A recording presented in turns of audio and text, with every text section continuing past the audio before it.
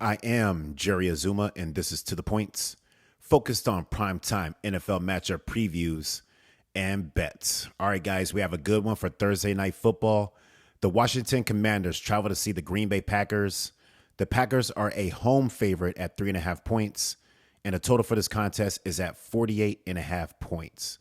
Now, both teams snatched wins in their season opener. Green Bay, they look very dominant against the Lions, their divisional enemy, and the Commanders easily dissected the Giants, holding them to 0 touchdowns.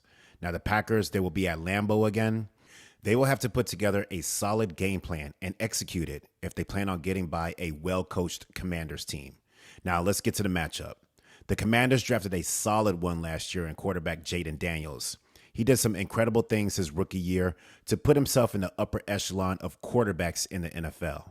Now, head coach Dan Quinn and offensive coach Cliff Kingsbury, they've put together a great offensive scheme that will utilize all of Daniels' strengths.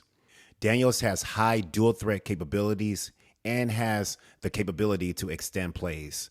Now, the Packers defense, starting up front, they must contain him and play very disciplined. In addition, the Packers defensive front, they must pressure the Commanders' offensive line to disrupt the passing game and force quick decisions from Daniels.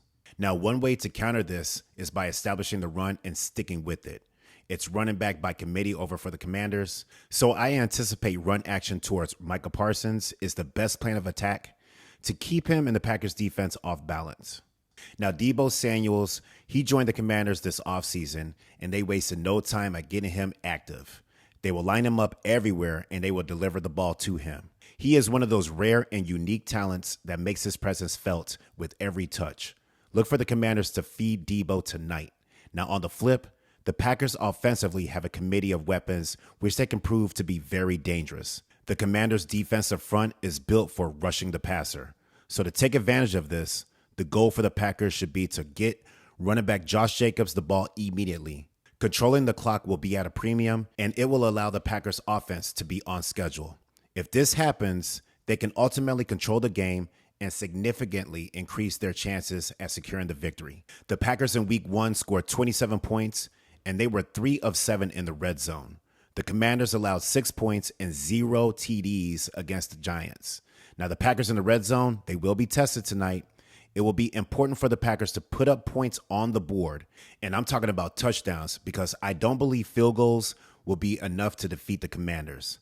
Lastly, I anticipate the Packers taking more risk with downfield strikes.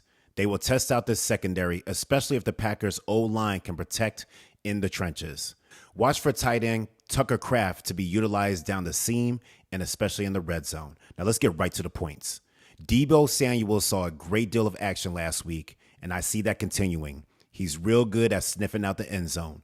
Put some change on Deebo over 4.5 receptions and an anytime touchdown.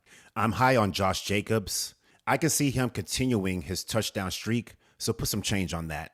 Now, in the end, both teams, they were dominant in their opening week, but Green Bay is tough, and at home, they're even tougher. I expect that they will execute their offensive and defensive game plan, and I see the Packers taking this game 27-23 and covering the spread. All right, guys, this has been To The Points. Thanks for listening, and make sure to follow.